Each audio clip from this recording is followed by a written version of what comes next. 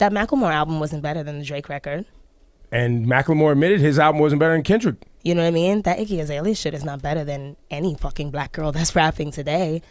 Nous sommes en 2006 à l'aéroport de Miami et là on voit tout de suite passer devant nous une jeune femme blonde, les yeux illuminés, super heureuse d'être enfin arrivée là. Elle est avec l'une de ses amies, elles avancent et la jeune fille qu'on voit qui s'appelle Amelia et qui vient de l'Australie a toujours voulu arriver enfin dans ce pays. Depuis qu'elle est toute petite, elle en rêve, elle vit à travers MTV, elle écoute absolument tous les rappeurs et quelquefois elle se prend pour Left Eye. Le rêve est audacieux pour cette jolie blonde qui vient d'ailleurs. Elle va passer par Miami, par Houston au Texas. Elle va finalement un peu s'implanter plus précisément à Atlanta. Et c'est là qu'elle va faire ses classes à l'aide de plusieurs rappeurs et qu'elle va vraiment, selon elle, se former dans le game. Mais les gens qui la rencontrent souvent en studio lui disent franchement, tu es blonde, tu es jolie, tu es jeune. Sois mannequin en fait, ne nous fatigue pas à prendre le micro, surtout que ton rendu est pas ouf. Regarde le game des meilleures rappeuses de l'histoire, on a des Lil Kim, on a des Queen Latifah, on a peut-être des Nicki Minaj. Est-ce que tu as déjà vu une femme blanche comme toi dedans? Non. Franchement, le mieux c'est que tu abandonnes. Mais Iggy se refuse d'abandonner. Au contraire, elle va redoubler d'efforts, de travail. Et c'est justement l'immense dichotomie entre le personnage d'Iggy, toute frêle, toute gentille, toute mignonne, toute blonde, et la structure de son rap qui vont faire sa force et qui vont plus tard entraîner sa chute. Et avant d'entrer dans le vif du sujet, qui est un de mes sujets préférés parce que j'avais quasiment oublié de faire cette vidéo sur Iggy, il faut savoir que à l'époque sur mon blog, on a décrypté Iggy, c'était limite du jour par jour, donc à chaque fois, il y avait d'immenses pavés pour décrypter ce qui se passait autour d'Iggy Azalea, tellement l'histoire était passionnante parce qu'elle est tentaculaire. Elle est un peu un des noyaux de ce qu'on voit dans plusieurs instances du game actuel, et du coup, c'est une vidéo plutôt chill pour moi parce qu'on va redécrypter, mais on va surtout repartir dans plein d'articles que j'avais écrits, ressortir les analyses, et ce sera fun de comprendre comment cette jeune dame, Amelia, est devenue la superstar du rap qu'elle est devenue avant d'avoir cette chute brutale, vu qu'elle est aujourd'hui totalement chassée du game. Et avant tout ça, cette vidéo est sponsorisée. Cette vidéo est sponsorisée par Chez Nation. Oui, c'est notre partenaire habituel, Chez Nation, qui sponsorise cette vidéo. Ils sont avec moi tout le temps. Parfois, je vais à la salle de sport et j'ai toujours mon petit bijou Chez Nation. Présent en hiver, au printemps. Et justement, c'est l'été. Tout le monde a préparé son petit summer body. Personne ne veut être la banane du siècle. Tout le monde veut être le numéro 10 de la team. Et c'est bien pour ça qu'il faut que la marque numéro 1 sur le drip en France nous accompagne. Vous y trouverez des pièces aussi bien pour hommes que pour femmes afin de pouvoir égayer vos petites soirées estivales, tenues estivales sans trop en faire non plus, des bagues, des bracelets. Là tout de suite c'est l'un de mes bijoux préférés sur le site. Je sais même déjà dans quelle ville je vais le mettre avec cette petite chemise et un petit bob. Oui, tout est déjà prêt chez moi parce que je compte me marier cet été. What? Et si je n'y arrive pas, bah je vous garantis, à l'instar des bijoux chez Nation qui eux sont garantis à vie, que je vous ferai une vidéo sur la carrière d'Alizé. Oh non, pas ça, pas aujourd'hui, pas maintenant, pas après tout ce que tu as fait.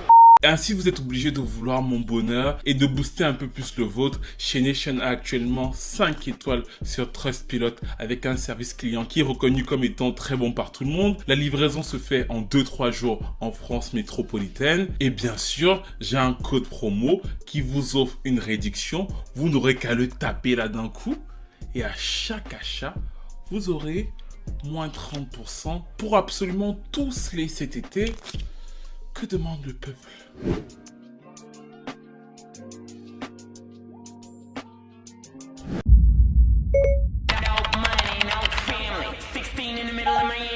« 16 ans au milieu de Miami, qu'auriez-vous fait si vous aviez été à la place d'Iggy Azalea qui débarque donc dans ce pays avec toutes ses économies? Elle a aidé sa mère à faire les ménages par-ci par-là, elle est dans un pays qu'elle ne connaît pas et c'est ce qu'elle raconte dans le refrain de ce qu'on pourrait considérer comme étant son premier tube Work qui sort en 2012 et qui est en fait l'aboutissement d'une construction sur plusieurs années. À partir de 2010, le personnage d'Iggy Azalea intéresse ses labels, parce que déjà c'est un peu bizarre de s'appeler Iggy Azalea, mais elle va expliquer que c'était le nom de son chien et qu'elle a trouvé ça plutôt cool de lui rendre hommage. Mais dans la formule, quand on regarde Iggy Azalea, on pense à une chanteuse pop. On se dit qu'elle pourrait faire de la country, peut-être même faire un peu d'aérobic à la Britney Spears en chantant sur la voix de quelqu'un d'autre. Mais elle a choisi de rapper, elle rappe, elle dit des gros mots, elle en veut, et Interscope notamment choisit, et ça c'est super intéressant et important à comprendre, au lieu de directement la signer, de la manager. Ils se disent, elle est bonne, on va voir ce qui se passe autour d'elle, et en fonction de la manière dont ça avance, Iggy pourrait plus ou moins devenir un des poids lourds du game. C'est aussi à cette même période donc qu'elle sort sa première mixtape qui s'appelle Ignorant Hearts. Une mixtape qui va contenir plusieurs titres, notamment le fameux titre Pussy. Mais surtout, ce qui définit selon moi cette mixtape, c'est l'idéologie derrière la mixtape. C'est-à-dire qu'elle l'appelle Ignorant Heart et elle fait une interview en disant oui, en fait, je me suis inspiré de Basquiat. Vous voyez que sur la pochette, il n'y a pas d'image d'Iggy. Vraiment, pour moi, c'est de l'art, c'est ma manière de voir l'art. Je me suis inspiré de la peinture de ce poète noir qui ne voulait pas être résumé à sa couleur de peau. Mon art dépasse la personne que je suis. Mon art dépasse le fait que je sois donc une femme blanche. Mon art, c'est mon art.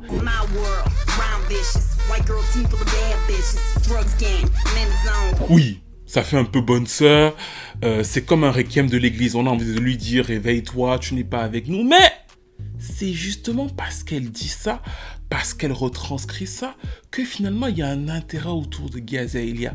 La mixtape Ignorant Heart va diviser tout le monde. C'est-à-dire que ça traîne sur internet et il y a des gens qui sont ouais c'est pas mal et il y en a d'autres qui sont vraiment en mode c'est une horreur. Mais dès le début où elle scintille là, elle intéresse. Elle n'intéresse pas justement par rapport à ce qu'elle raconte, elle intéresse justement parce qu'il y a cette dichotomie entre ce que les gens voient, parce que eux ils continuent de voir, et ce qu'elle fait comme musique. Progressivement, il faut lui trouver justement une maison de chute. Ils vont tester plusieurs labels et c'est finalement, elle raconte après une interview avec Billboard où elle parle de son parcours, de son amour pour le rap du Sud, qu'elle a un coup de fil avec T.I. T.I. lui dit qu'il a écouté ce qu'elle a fait et pendant le coup de fil, donc qui va durer quelques minutes, ils décident ensemble que T.I. sera le producteur exécutif de son premier album qui était donc censé, et nous sommes en 2011 à ce moment-là, s'appeler The New Classic, le nouveau classique. Donc elle est courageuse d'aller dans ce sens-là, mais, et ça c'est encore une fois très important, parce que moi j'ai une théorie là-dessus, ça fait 2 ans quasiment qu'il y a du buzz autour de cette fille et elle n'a pas de maison de disque. On dit qu'elle cherche des contrats et ce genre de choses et pourtant elle est sur la liste en 2012 du XXX Freshman Magazine avec tous les gros noms qu'il voit percer dans le rap à venir. On va retrouver dans cette même session là French Montana et Macklemore. It's so much more than just putting out an album or people liking my music that I'm excited about this year. I feel like I struggled and I sacrificed a lot and worked really hard to even be able to stand in this country. Le hip-hop lui ouvre ses portes et là, derrière un mentor noir respecté, T.I. qui fait office de couverture et qui la double, et ils vont d'ailleurs sortir un titre qui va buzzer de fou. Et c'est d'ailleurs à ce moment précis que moi je la découvre. C'est sur Murder Business, le premier article que je fais sur elle, et en plus j'adore la chanson. Donc en fait ça fonctionne. Le fait d'avoir T.I. fait qu'on la voyait passer par-ci par-là, et dès qu'elle a cette couverture, on se dit bon, on va un peu plus écouter ce qu'elle fait. Et c'est dans cette mouvance poussée par le buzz qu'il y avait autour d'elle qu'elle sort donc Work, qui était le premier extrait de son EP Glory. EP signé chez Grand Hustle de T.I. et qui en fait résume ces années-là, parce que là, selon moi, c'est l'un de ses titres les plus intéressants. Ils se disent, ce n'est pas totalement hip-hop, il y a tout le son un peu électro dubstep qui cartonnait encore à l'époque. Nous sommes en 2012, c'est la fin des zones de Flowery petit à petit, donc on greffe ça à la chanson. Et surtout elle vient et elle vous raconte son histoire. Elle n'est pas en mode hyper recherché à la Ignorant Heart, elle est en mode en fait les gars, je suis une fille australienne, je suis arrivée ici à 16 ans, Et tout ce que j'ai dû faire, c'est travailler. Ça n'a pas été facile pour moi. Et ce que tu as envie de te dire quand tu écoutes cette chanson, c'est que oui, c'est pas super totalement hip-hop, mais elle a quand même un peu cet esprit-là. Elle veut se battre. Elle a la valeur travail en elle. Et cette valeur travail-là, ça, c'est peut-être hip-hop. En tout cas, c'est comme ça qu'il le pense. C'est comme ça qu'il la joue. Iggy sera adoubée par les critiques. C'est là qu'elle commence à avoir vraiment le vent en poupe. Grand Hustle n'étant pas un gros label, la chanson, selon moi, ne va pas beaucoup plus haut, mais elle est quand même 54e au Hot 100, ce qui est un accomplissement pour elle.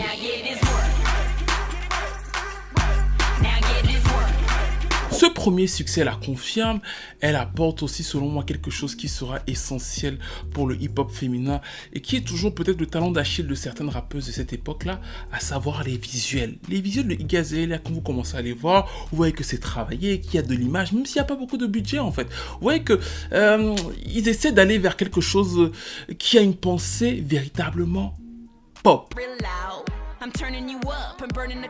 Et à partir de ce moment où World cartonne et qu'elle a d'autres singles qui la mettent bien en vue, elle entre dans 2013 plutôt heureuse, surtout qu'à ce moment précis, est-ce que j'ai encore des anciens abonnés qui étaient sur ma page Facebook et qui se souviennent de ce que j'avais émis comme théorie à cette époque?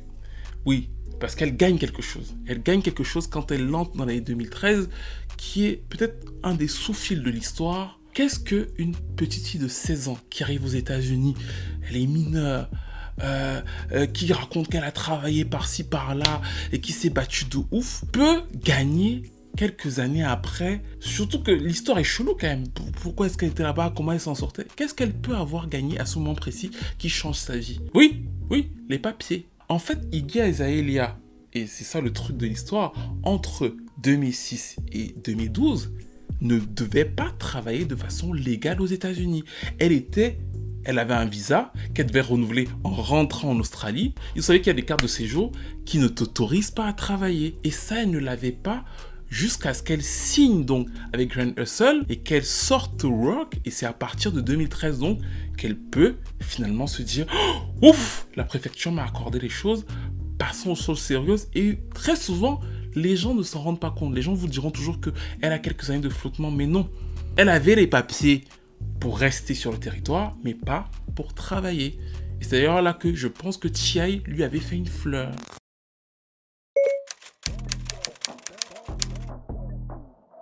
En 2013, Iggy entre dans l'année plutôt sereine.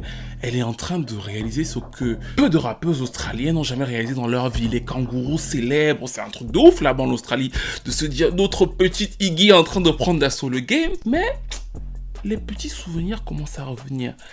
Dans l'année 2012, quand elle faisait certains remixes sur certaines mixtapes, elle remixe un titre de Kendrick Lamar qui dit I am a runaway slave. Elle va refaire le truc en disant I am a runaway slave et elle va rajouter derrière, plus loin, master. Vous voyez ce que je veux dire? I'm a runaway slave, master. Sauf que quand la phrase est dite runaway slave, master, et que vous ne savez pas qu'elle fait une espèce de distorsion juste après, ça fait je suis une maîtresse d'esclaves en fuite. Vous l'aurez compris, elle veut faire un jeu de mots, c'est une rappeuse parolière, elle veut s'essayer. Sauf que la manière dont elle fait son jeu de mots, quand je n'ai pas le contexte exact du fait qu'il y ait une suspension avant le master et la suite de la phrase, en fait, ça tombe sur quelque chose qui mériterait une petite correction. Et selon certaines femmes afro-américaines, 2-3 baffles. Parce que à partir de là, ce truc-là est ressorti tout le temps pour dire que la petite Australienne que vous soutenez là, elle n'est pas tout à fait cool. Et nous sommes en 2013. Et justement, un jour de 2013... alors qu'avant, c'était les petits comptes qui en parlaient, nous suivions à l'époque, tous sur ma page Facebook, la montée d'Azealia Banks. Et un jour, Azealia Banks qui venait de se clasher, à l'époque on croyait qu'elle ferait quelque chose en fait, elle venait de se clasher avec Pharrell Williams et plein d'autres, en fait fait un tweet où elle dit à XX Freshman, comment est-ce que vous avez pu mettre cette femme en couverture, en l'adoubant dans le hip-hop, elle ne mérite pas, c'est un ovni. Et en plus, rendez-vous compte, elle se prétend être maîtresse d'esclaves en fuite. Comment osez-vous? Tout de suite, Iggy touchait lui répond. Elle lui dit non mais n'importe quoi, j'ai mérité d'être là. Elle est un peu agacée, courroucée de devoir répéter sa phrase et en plus face à Azealia Banks. Donc en fait, elle lui lâche aussi ses coups. Et là, sans le savoir, elle fait naître quelque chose. Parce que bien sûr, l'enregistrement de son album continue, elle a accès à tous les gros producteurs. Ils sortent donc en début 2014 Fancy. Et là, on a un single super efficace. Parce qu'effectivement, elle reprend l'imagerie du film Clueless. Nous sommes le 18 mars 2014. À ce moment précis, je me dis que la chanson va cartonner. La chanson commence progressivement à cartonner et va devenir le tube qu'on connaît avec plusieurs semaines en tête des charts aux États-Unis. Iggy devient donc une sorte de superstar parce que ça prend. Et tout de suite, pendant qu'elle devient cette superstar, elle fait face au combat de sa vie parce que dès la seconde où elle atteint le sommet et qu'elle devient donc Goliath, David apparaît.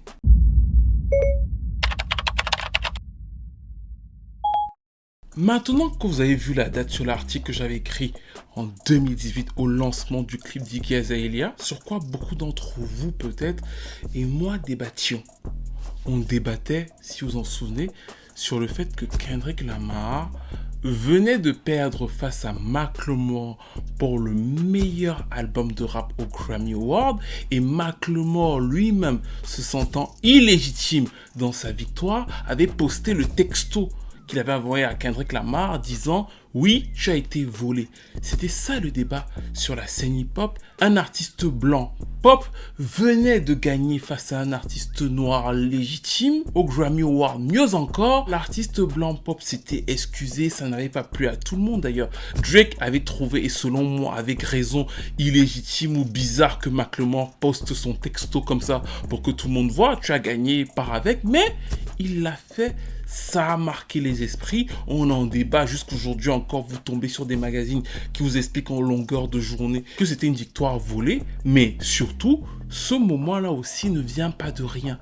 Quand on retourne en 2013, il vient d'y avoir aux États-Unis Black Lives Matter, c'est là que le mouvement pro-black commence vraiment à se lancer et à s'émanciper. Et pour ceux qui s'en souviennent aussi, 2013 est une année très particulière aux États-Unis. C'est d'ailleurs entre 2013 et 2014 que je fais les plus gros dossiers de mon site internet et ceux qui seront les plus lus. Parce qu'en 2013, il est déclaré que c'est la première année de toute l'histoire de la musique américaine depuis 55 ans qu'aucun artiste noir ne s'était classé à la première place des charts. Ce n'était jamais arrivé. Ça crée le séisme dès qu'on entre en 2014 avec toute l'euphorie qui est autour du mouvement pro-black. Et il y avait d'ailleurs, je ne sais pas si certains s'en souviennent, une lettre qui avait fait le buzz, que j'avais traduite d'ailleurs, qui s'appelait « Lettre aux artistes noirs ».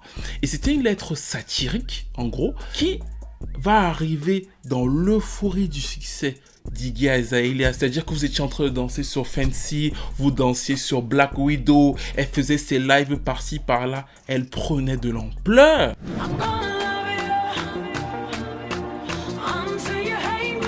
Et du coup, cette lettre que j'avais traduite et qui fait le buzz dit ceci. Chers artistes noirs, nous n'avons plus besoin de vos services. Alors qu'en 2013, pour la première fois depuis 55 ans, aucun artiste noir ne s'est classé en tête du Hot 100 américain, ce fut une fabuleuse année pour nous, vu que Justin Timberlake, Robin Thicke et Macklemore se sont imposés en tête du classement R&B hip-hop, ce qui prouve que les exigences du marché changent.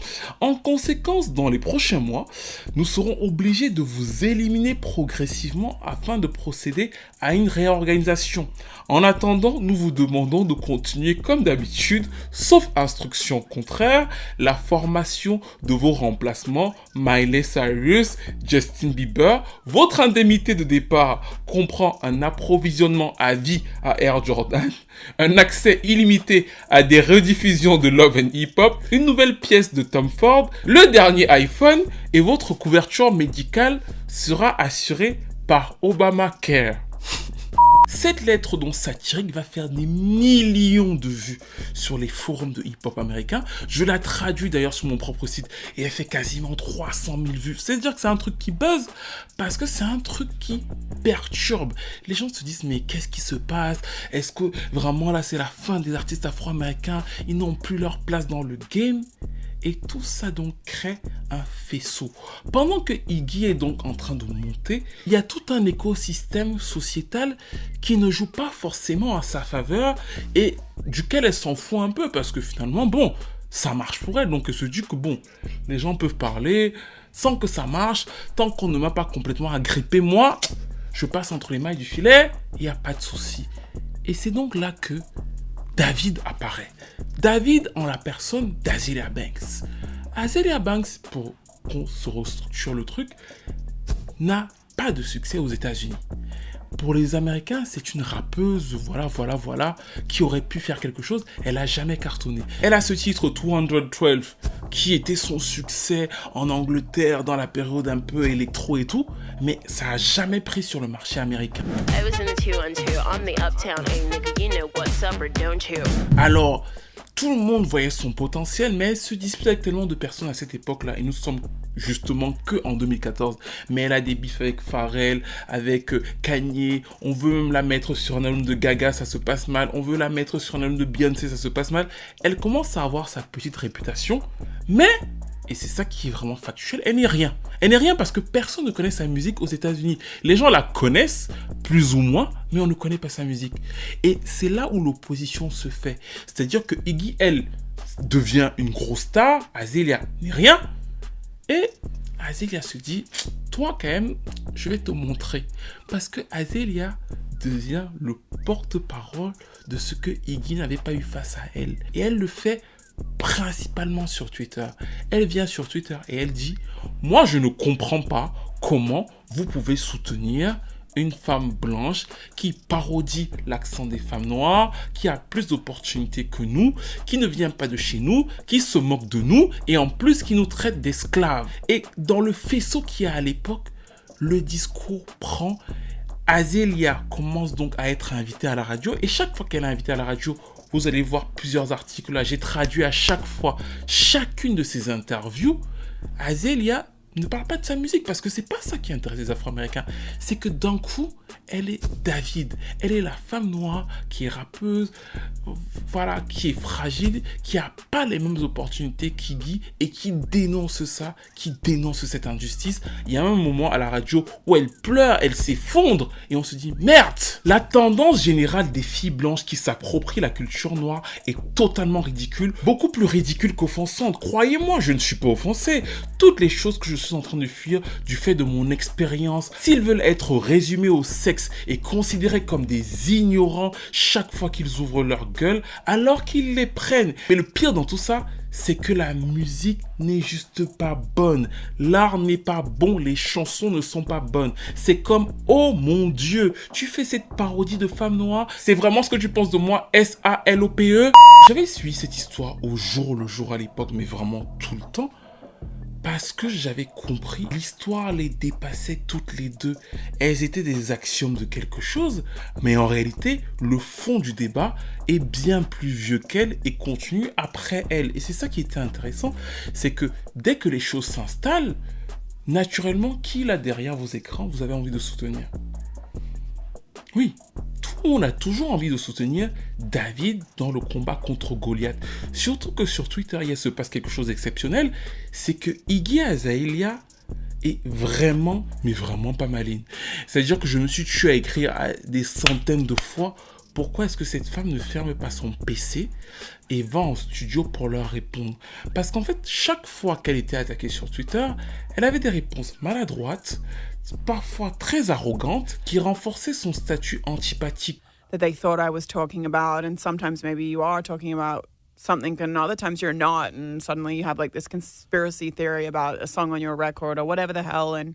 Or, les gens ayant déjà envie de soutenir David et ayant vu Black Lives Matter passant par là et Iggy cartonnant à la radio, elle n'avait pas besoin de venir à chaque fois assurer des bifs sur Twitter. Si on te reproche ton manque de crédibilité, si on te reproche de voler ton accent, si on te reproche de ne pas être légitime à la place à laquelle tu dois être légitime, bah tu vas en studio, tu enregistres un freestyle, tu leur réponds et tu restes tranquille, tu ne te mêles pas à eux. Iggy n'a pas compris ça. À chaque tweet, elle voulait répondre et aussi, malheureusement pour elle, à chaque essai qui lui a été donné de montrer qu'elle pouvait être une bonne rappeuse en termes de freestyle, elle s'est ratée, notamment dans l'épisode chez Sway in the Morning, qui est d'ailleurs célèbre, parce qu'il a été parodié. Et tout le monde connaît la parodie, tout le monde pense que la parodie est vraie. Mais moi, je trouve que la parodie est très drôle. Je vais vous remettre la parodie, parce que la parodie, c'est quelqu'un qui a rajouté l'appel de quelqu'un après que Iggy Azalea fasse son freestyle, et la personne dit que c'est horrible et qu'elle devrait dégager, et on voit la tête d'Iggy. Mais ça, c'est une parodie que tout le monde pense être la vraie version, tellement ça a tourné à l'époque. Go ahead, what you want to say? That shit is fucking trash, dog. Get the fuck off the airwaves. Mais moi, j'ai toujours trouvé que la vraie version du freestyle est pire. Pourquoi? Parce qu'en fait, Iggy dit qu'elle va faire un freestyle et elle est accompagnée de T.I. T.I. qui est en mode, voilà, c'est ma Benjamin, l'album de New Classic vient de sortir, il a des reviews assez mixtes, mais bon, elle a quand même 2 tubes, on va se booster pour arriver aux 500 000 ventes, donc il est là pour la soutenir et la crédibiliser, surtout qu'elle passe à la radio. Déjà, dans l'interview, il y a ce petit souci de que, elle veut montrer qu'elle est américaine, et ça, c'est particulier, c'est-à-dire que, dans un sens, on peut la comprendre. Elle vient d'Australie, quand il parle d'Auckland, elle dit qu'elle connaît, elle veut avoir les références et ce genre de choses. Elle ne se raconte pas elle, mais parce que j'imagine que dans son cerveau, elle doit se dire, je suis chez les Américains, c'est ça le hip-hop, il faut que je m'accommode à leur code. I got special love for the West Coast too, because you know that's been my home for the last 3 years, and I'm never moving. So I got a lot of love for the West Coast. Yeah, you didn't tell I was from Oakland, man? Yeah, man. Bay Area, man. See? Bay Area. That's why we have a connection. Shout out to the Bay, too, man. Yeah, You know man. what I'm saying? Mais le pire pour moi dans l'interview, c'est le moment où elle doit faire justement le freestyle. Parce qu'au moment où elle doit faire le freestyle et qu'on la piège parce qu'on lui met un beat au début sans la prévenir, elle dit ouais, je peux pas poser sur ce beat. Et que le gars lui dit bon, tu veux faire en acapella. En fait, ce qui se passe, et je veux vraiment que vous regardiez, parce qu'on va afficher à l'écran, si elle fait d'abord un petit en mode de oh. I'm about to tell you a little story. Okay, good. I like Vous allez voir la manière dont il le fait de façon assez discrète, mais on le voit, il sort du champ d'écran. C'est-à-dire que dès qu'elle est obligée, piégée pour faire un freestyle, T.I. se dit, faut pas qu'on me voit avec elle sur la vidéo. Donc il sort du champ de vision. Et vous pouvez regarder la vidéo, si vous avez déjà vu en entier, il ne revient que quand elle finit, et effectivement le freestyle n'est pas ouf, mais je trouve que cette scène est encore pire que la scène où que tout le monde connaît, où elle se fait insulter, qui n'existe pas en réalité. Parce que dans cette scène, on voit, que le freestyle n'est pas bon, c'est laborieux, and the master was flashing. En plus, le pire, c'est qu'elle répète un couplet d'elle-même, donc c'est pas un truc que elle freestyle même pas, elle doit répéter un couplet à elle, et voilà, elle est pas bonne. Let go but accept it, cause the whole world is watching and the paparazzi is flocking.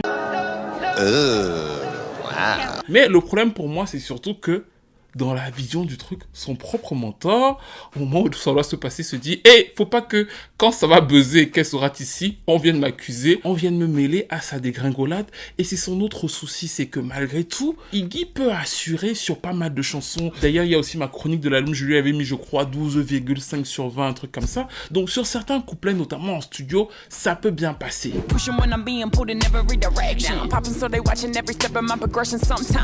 Mais c'est pas une warrior du rap en fait. Elle a envie d'apprendre, elle est en train d'apprendre, sauf que le débat qui est autour d'elle la dépasse totalement. Ses réponses sur Twitter agacent tellement qu'il y a une polémique autour d'une sextape qu'elle aurait tournée avec un basketteur. Tout le monde en parle et ce que j'avais surtout retenu dans cette affaire, c'est que vous vous rappelez du groupe Anonymous. À l'époque, c'était le groupe qui venait sur Twitter et qui menait des actions pour sauver le monde et l'humanité et ce genre de trucs. Et depuis, ils ont disparu, c'est un peu bizarre, mais à l'époque, vous vous rappelez que très souvent, ils faisaient des actions et ce genre de choses, ils faisaient le buzz. En fait, Anonymous, bien évidemment, était dans l'affaire Iggy contre Azealia Banks. Et c'est pour ça que je vous dis que ça allait dépasser toutes les deux. C'est parce que Iggy représentait la femme blanche raciste, voilà, qui n'est pas une place qu'elle mérite et qu'il fallait soutenir Azealia Banks. Et c'est pour ça qu'ils vont menacer Iggy à plusieurs reprises, au point de dire à un moment que si tu continues à mal répondre sur Twitter, on te dévoile nu, on a la sextape. C'est vraiment pas nice. Là, vous pourriez vous dire, maintenant que vous avez un peu le contexte de l'époque, ouais, mais c'est vrai que même si The New Classic, c'est pas un album classique, justement, elle avait quand même 2 tubes, elle était cool, elle est australienne, elle a travaillé pour arriver là, on aurait pu être un peu plus tendre avec elle, même si ses freestyles n'étaient pas bons et que justement il y a cette fameuse vidéo, autre vidéo qui va beaucoup lui desservir, où elle essaie de rapper sur scène et elle mâche ses mots et ils vont modifier la vidéo et la reposter. Là encore, ça va faire des millions de vues parce qu'on ne comprend rien à ce qu'elle raconte, au point où à chaque fois elle est sous-titrée pour en rajouter au truc humoristique de la chose.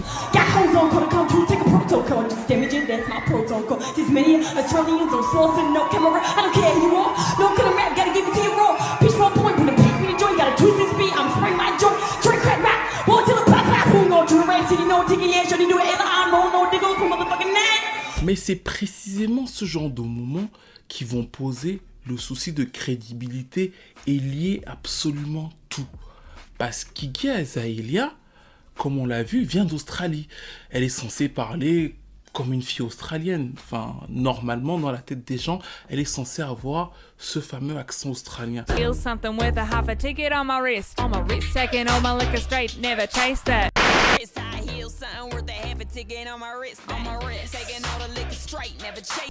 Mais bizarrement, quand vous l'entendez rapper, elle a l'accent du sud. C'est d'ailleurs pour ça qu'on la lie à T.I. C'est parce qu'elle a fait ses classes aussi à Atlanta après être passée par Miami. Mais quand les gens vont commencer à entendre Fancy et Black Widow, notamment les femmes afro-américaines, elles vont se dire mais pourquoi est-ce que cette femme australienne qui rappe là sonne comme nous? Est-ce qu'elle ne nous parodie pas? C'est là donc que le propos d'Azealia Banks va trouver son écho, c'est-à-dire que dans le propre succès d'Iggy, on va se dire mais ça sonne un peu trop comme nous. Et en fait, Azealia va donc servir de porte-voix. Parce que à l'heure où je vous parle, nous sommes en septembre. Ça fait 6-7 mois qu'Iggy cartonne. Mais maintenant, tout le monde se pose la question de savoir, est-ce que c'est fake vu comment elle chante en live? Est-ce qu'elle fait ça pour nous parodier et se moquer de nous? Si oui, elle fait ça pour nous parodier et se moquer de nous, pourquoi est-ce qu'on lui donne du crédit? Pourquoi est-ce que les gens continuent à l'écouter? Et justement, comme elle continue ses réponses totalement hors sol sur Twitter, on se rend compte qu'elle manque de connaissances sur les bases même de ce qu'est le hip-hop. C'est d'ailleurs pour ça que Q-Tip, la légende Tribe Called Quest, monte un jour sur Twitter pour lui faire un résumé de ce qu'est l'histoire du hip-hop. C'est d'ailleurs le lendemain de cette montée sur Twitter que je fais l'article qui est un des articles plus lus de mon site qui s'appelle « La Black Music a besoin de vous », où je reviens sur le fait qu'après la leçon que Q-Tip donne à Iggy, il faut quand même se reposer la question de savoir comment soutenir la musique afro-américaine. Parce qu'effectivement, Q-Tip lui dit, voici les bases, voici les fondements, voici comment ça se passe. Parce qu'on trouve qu'il y a énormément de fausseté chez elle. Mais pour moi, la fausseté n'est pas impliquée par uniquement Iggy Azalea. En fait, il y a plein d'artistes noirs eux-mêmes qui ne connaissaient pas leur classe. Sauf que chez Iggy, ça commence à faire beaucoup. Azealia continue parce qu'elle fait plusieurs magazines. Elle fait même la une de Playboy pour taper sur Iggy. Rappelez qu'aucune rappeuse noire n'aurait pu avoir le même succès qu'elle. Et dans cette démarche méthodique de David, bien évidemment, David a des soutiens en fait. C'est-à-dire que d'autres personnes dans l'industrie montent au créneau et sans aimer Azealia Banks la soutiennent de façon un peu différente. Quand D. Cole sort l'album Forest Drive Hill sur la chanson Fire Squad, il adoube d'une certaine façon pour le moment où ça se passe Azealia Banks.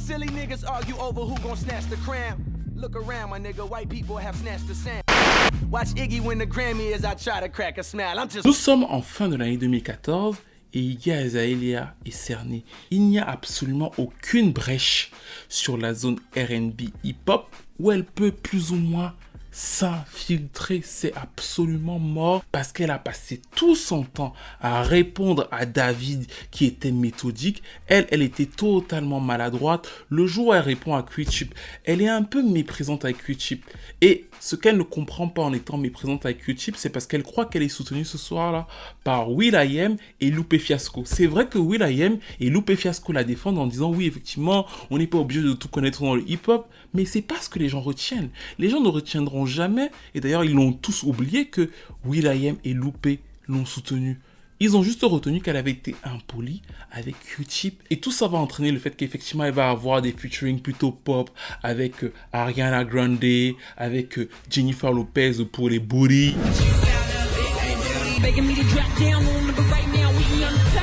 Ce n'est pas suffisant. Et pire, c'est même un piège.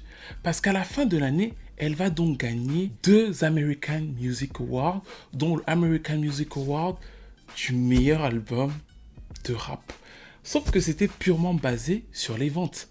Et je fais d'ailleurs un article pour dire que oui, c'était logique qu'elle gagne vu que c'est les ventes. Ce n'était pas comme précédemment Grammy les critiques. Mais le parallèle est fait tout de suite par plein d'artistes américains. Même ceux qui ne s'étaient pas levés au début pour dire que Azealia avait raison vont se lever. Et là, on va avoir des Jill Scott, des EVE, tout le monde se lever pour dire oui, elle copie notre accent. C'est de l'appropriation culturelle. Et si elle veut continuer à rapper, elle peut rapper avec l'accent des kangourous, de Sydney, ce genre de choses. Qu'elle ne nous fasse pas chier. The black accent. Tank, chanteur de R&B, que vous connaissez bien, annonce à ce moment-là, fin 2014, qu'il arrête la musique parce que sa carrière ne sera jamais pareille s'il avait été blanc. Toujours pour faire le parallèle avec notamment ce qui se passe avec Iggy Azalea et un peu Macklemore. Et il fait même un EP de reprise où il reprend plein de chansons d'artistes blancs américains pour dire que si j'avais chanté ça, moi, ça n'aurait pas eu le même succès. Plus tard, on a maintenant Solange, petite sœur de Beyoncé, qui double down et approuve les propos d'Azealia Banks jusqu'à lui dire merci. Et là, vous comprenez que c'est tout le game urbain qui ne veut plus entendre parler de cette fille. En moins d'1 an, parce que nous sommes encore en 2014, alors qu'elle était censée vivre la plus belle année de sa carrière, elle est totalement au fond du trou. T.I. Qui aussi essaie de surfer sur le succès de sa petite, sort une chanson qui s'appelle No Mediocre, pas de médiocre.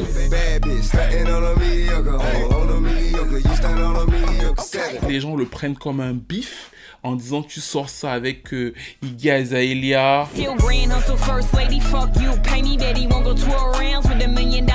Ça veut dire que nous on est médiocre. Azealia Banks monte sur Twitter pour commencer à lui dire non, nous on n'est pas médiocre, c'est Iggy qui est médiocre et d'ailleurs c'est ta femme à toi qui est médiocre, c'est pour ça qu'elle s'est fait refaire de partout.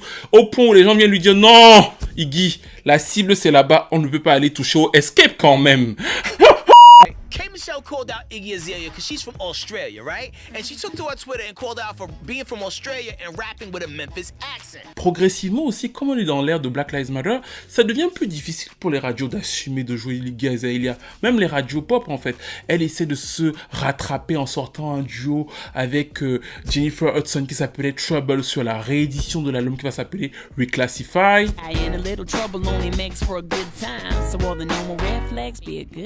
La chanson ne marche pas de fou. Et ce qui est super intéressant dans cette histoire, c'est que là, vous pourriez vous dire, c'est qu'une histoire entre des Afro-Américains et une rappeuse, petite rappeuse australienne qui sait pas trop comporter. Parce que bon, quand on revoit maintenant le fil de l'histoire, on pourrait se dire que Iggy, c'est finalement la vraie David. Quand on voit comment ça se passe. Mais c'est encore plus vicieux que ça. Parce que à ce moment précis, elle aurait pu avoir un certain soutien. Elle aurait pu avoir le soutien des rappeurs blancs.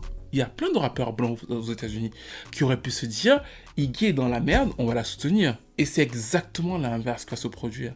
Macklemore va sortir une chanson qui s'appelait White Privilege 2 pour assumer que oui, il est un petit blanc privilégié et que Iggy, il la nomme précisément dans la chanson, pille la culture afro-américaine. Mais il n'est pas le seul. Elsie va dire pareil, que Iggy la dégoûte carrément et qu'elle s'est dégustée de voir la chute d'Iggy parce que Iggy ne comprenait rien et volait la culture afro-américaine. Mais on va aller jusqu'à des rappeuses comme Krisho, qui a eu un seul hit dans sa vie, qui est une rappeuse blonde. Et en plus, le hit de Krisho avait été polémique à l'époque parce que la manière dont elle était habillée, les tresses et tout ce genre de choses, les gens n'étaient pas fans d'elle et de comment elle se comportait. Elle avait été très critiquée par rapport à la culture noire. Krisho ne va pas soutenir Iggy. Au contraire, elle va dire que Iggy, pour elle, est une abomination, l'une des choses qui s'est fait de pire dans le hip-hop américain.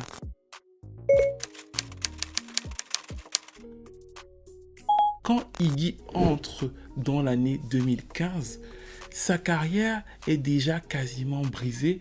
Ils annoncent une tournée qui était avec Nick Jonas et Tinashe qui sera annulée. Et d'ailleurs, Tinashe, à la base, avant d'être dans la tournée d'Iggy, likait tous les tweets de Azealia Banks. Elles vont avoir un duo sur All Hands on Deck.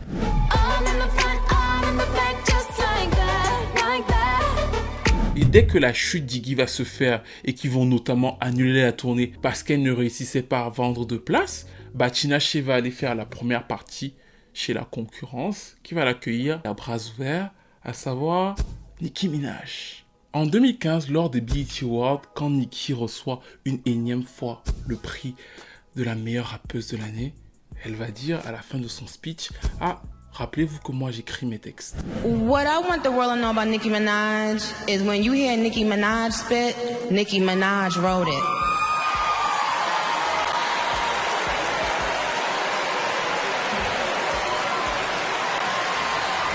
Cette phrase n'était pas innocente. Cette phrase était dans la lignée de tout ce qu'on avait vécu au cours de l'année 2014, parce qu'on avait même déjà eu à la radio précisément le parolier de Fancy. Moi, j'avais jamais vu ça arriver en fait. Hormis avec Drake quelques années plus tard, j'ai rarement vu quelqu'un qui cartonne tout de suite. L'artiste est accusé de ne pas écrire ses chansons et d'être totalement fake. Et la personne va à la radio dire oui, c'est moi qui ai écrit. Et le refrain, c'est vraiment Charlie XCX qui a écrit. En gros, il dit clairement au public hip-hop que Iggy n'est qu'une enveloppe.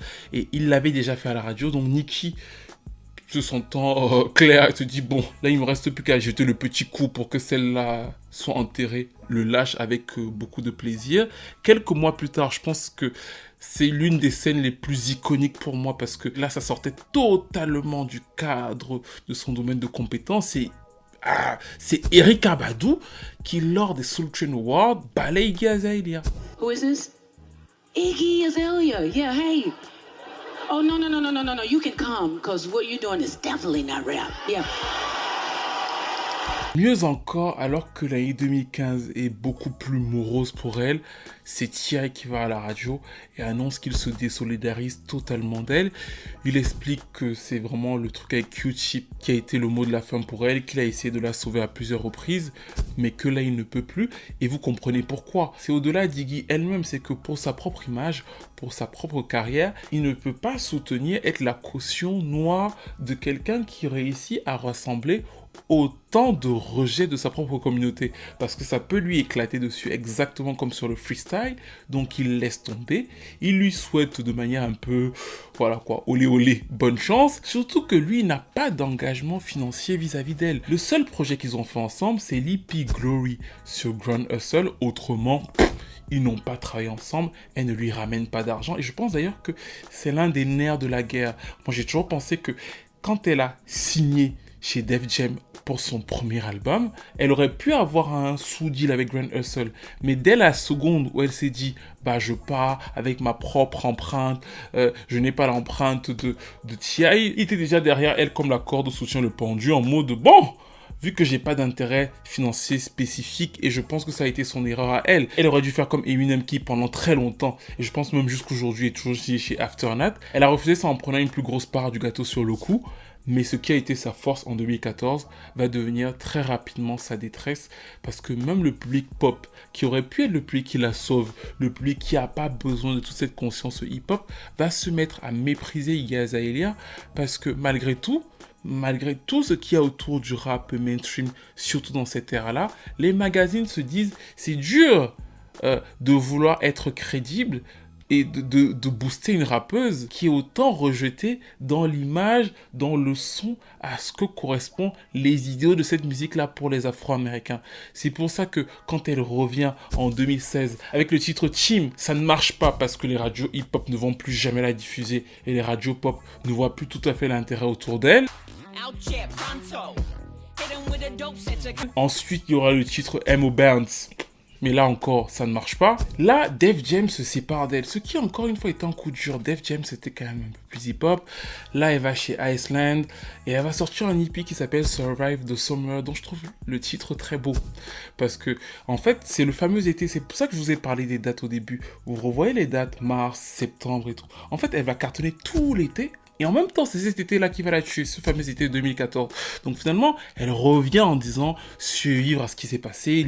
L'idée, c'est de faire un écho à ça sans trop le faire. C'est un hippie beaucoup plus street, ce que je pense qu'elle aurait dû faire pendant qu'on l'attaquait pendant l'été au lieu d'être sur Twitter. Mais bon, bref, elle le fait là. Sauf que factuellement, même si pour moi, l'hippie est pas mal, il est sympathique cet hippie, il n'y a plus de public réel pour elle et qu'elle est piégée d'une manière incroyablement vicieuse. Je vous explique. Le titre avec Tyga, Cream, a plutôt bien marché en streaming, notamment à cause des streams vidéo. Le clip a buzzé de fou. La chanson est plutôt efficace. Ça a pris.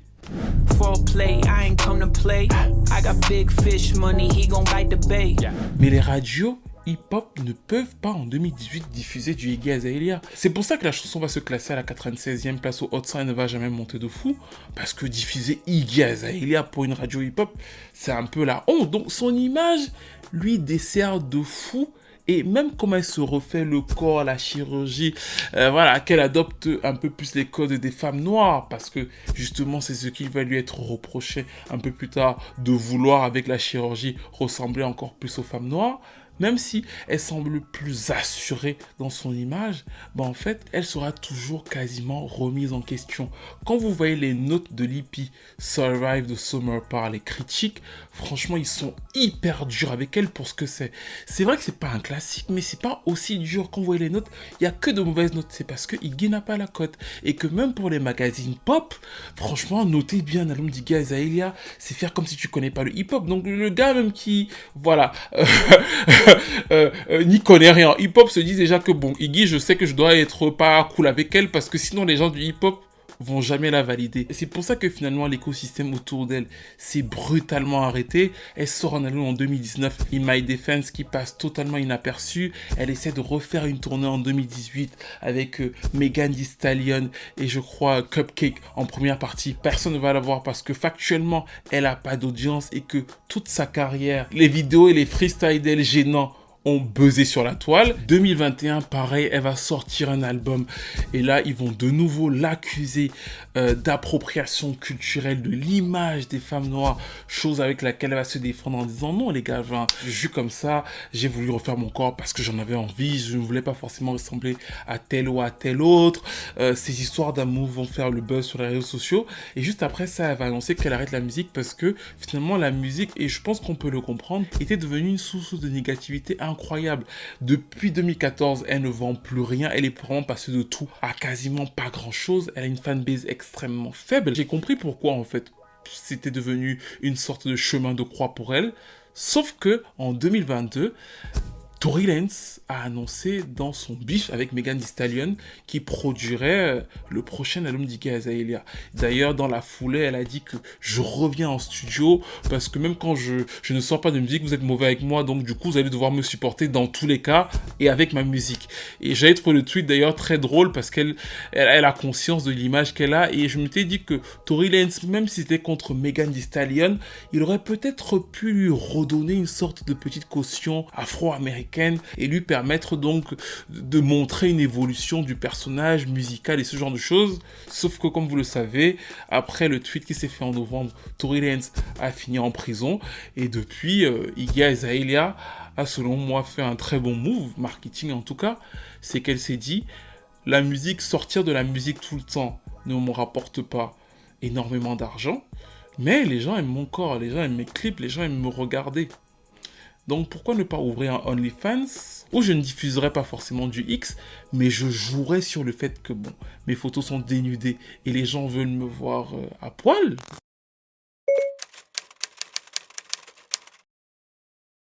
Moi, je trouve que c'est plutôt un bon move de sa part.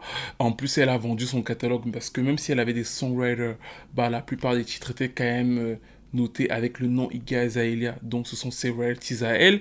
Vous vous rappelez d'ailleurs que le titre Classic Man de Jidenna, on en avait parlé, sample Fancy d'Iggy Azalea. Et comme Janelle Monáe et Jidenna à l'époque étaient à fond pro-black et détestaient Iggy Azalea, lorsqu'on leur avait demandé pourquoi est-ce qu'ils avaient samplé Iggy Azalea, ils avaient dit « Elle nous vole, on la vole en retour ». Ce qui était en vérité une pure hypocrisie parce qu'ils payaient Iggy Azalea et que vous payez toujours Iggy Azalea en streamant cette chanson. Mais c'était dans le jeu du moment, c'était dans le truc de « Ouais, on va abattre l'ennemi qui est cette femme qui vole notre culture ». Et je trouve que finalement, dans l'écosystème dans lequel Iggy est actuellement, elle me paraît plutôt bien en fait. Parce que si elle gagne beaucoup d'argent sur OnlyFans, elle peut sortir la musique qu'elle veut, comme elle veut, et donner de la musique à ses fans qui sont peut-être pas les plus nombreux sans que ça ne lui coûte trop cher. Je doute qu'elle aura à nouveau un jour un succès mainstream, mais si elle peut vivre de sa musique et de son image, pourquoi pas à ce stade? Surtout que je pense que à la fin de cette vidéo, vous devez avoir quand même un peu de sympathie pour elle. Vous dire oui, la petite Iggy, elle a quitté l'Australie, elle ne méritait pas qu'il soit aussi dur. Mais je trouve toujours que c'est ça qui est intéressant dans l'histoire d'Iggy Azalea. Et il faut vraiment, selon moi, l'intégrer dans le schéma américain. Parce que vous avez vu que ce n'est pas que les Afro-Américains qui ont abandonné Iggy. Ce sont aussi les rappeurs blancs.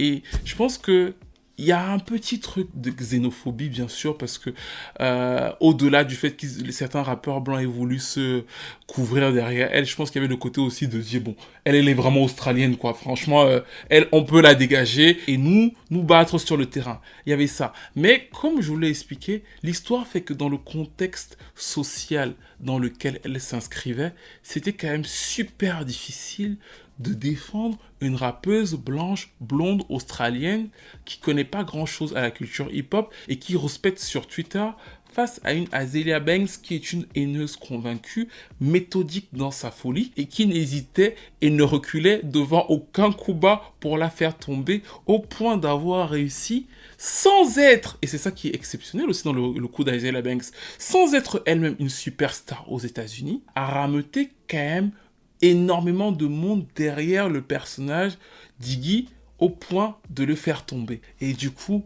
maintenant, dites-moi ce que vous pensez de cette histoire, vos ressentis par rapport à la carrière d'Iggy. Est-ce que selon vous, elle était fake? Est-ce que selon vous, elle ne l'était pas? Est-ce que vous aimez Work, qui reste, je pense, ma chanson préférée d'elle, parce que j'aime toujours ce petit truc de j'avais 16 ans, j'ai bossé pour y arriver. Sa relation avec T.I., le fait qu'elle se soit battue pour avoir ses papiers, le fait que ce soit la musique qui est sortie de là, parce que je crois qu'elle n'est résidente permanente aux États-Unis que depuis 2018. Donc voilà, elle a dû vraiment travailler pour avoir sa carte, quoi. Je crois que c'est depuis 2018. Je crois même pas qu'elle soit américaine. Je crois qu'elle est toujours australienne et qu'elle est résidente permanente aux États-Unis depuis 2018. Que pensez-vous aussi du fait que l'écosystème et tout ce qui se passait sur la scène américaine entre les Noirs et les Blancs aux États-Unis a permis à ce qu'elle reçoive autant de haine? Est-ce que vous aimiez ses freestyles? Est-ce que vous n'aimiez pas ses freestyles? Est-ce que vous comprenez le fait qu'elle se soit tournée vers OnlyFans et qu'aujourd'hui ce soit sa principale source de revenus? Pour moi, ça a sauvé sa carrière, mais dites-moi vous ce que vous en pensez. Abonnez-vous, likez, dites-moi quelle est votre chanson préférée d'Iggy. Partagez la vidéo au maximum. J'avais très peur de faire cette vidéo aussi parce que j'avais peur qu'elle soit trop longue. Du coup, j'ai réduit certains passages, mais ça m'a fait beaucoup rire de revenir sur certains de mes articles, ce qui a été écrit avant et tout. Comme quoi, tout se recycle, rien ne se perd, et on se retrouve très vite pour une prochaine vidéo. Pour une prochaine vidéo.